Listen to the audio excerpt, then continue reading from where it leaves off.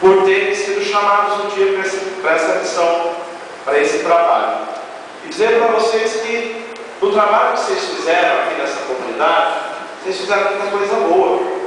Talvez nem saibam, mas fizeram, porque foram instrumentos de Deus para a comunidade.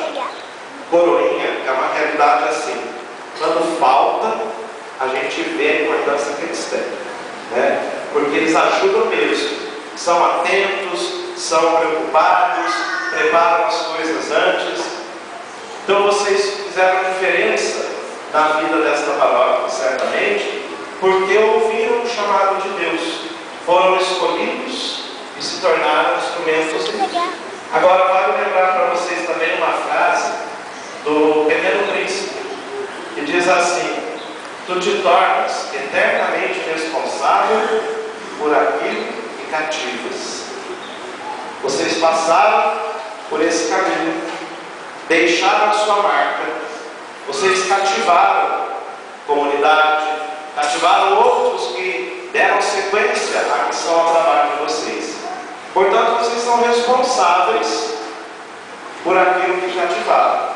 Vocês continuam sendo responsáveis na missão que realizam, como catequistas, como membro da pastoral litúrgica, da equipe de canto e outros trabalhos que realizam na comunidade, além, é claro, do testemunho de vida que vocês dão e devem continuar dando. São responsáveis de fazer frutificar sempre mais essa experiência bonita que vocês viveram, partilhando com os outros a alegria que Deus concedeu a vocês quando nos chamou para servi-lo nesta missão.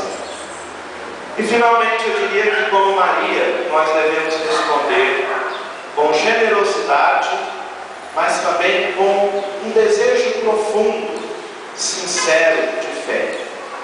A palavra de Maria, pelo menos me soa assim: Senhor, pode fazer aquela que é a tua vontade na minha vida. Eu sou a tua serva.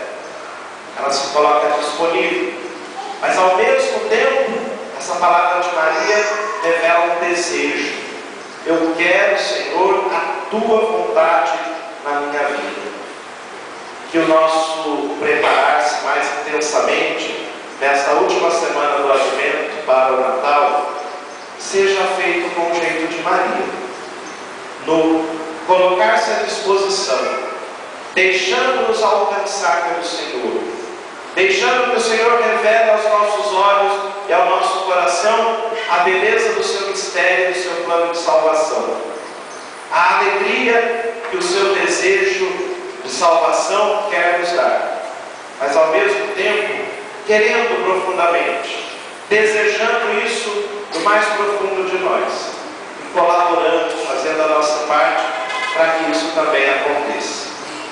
Que esta última semana do nosso Advento faça frutificar também as boas sementes que foram lançadas no coração de todos durante a novena do Natal.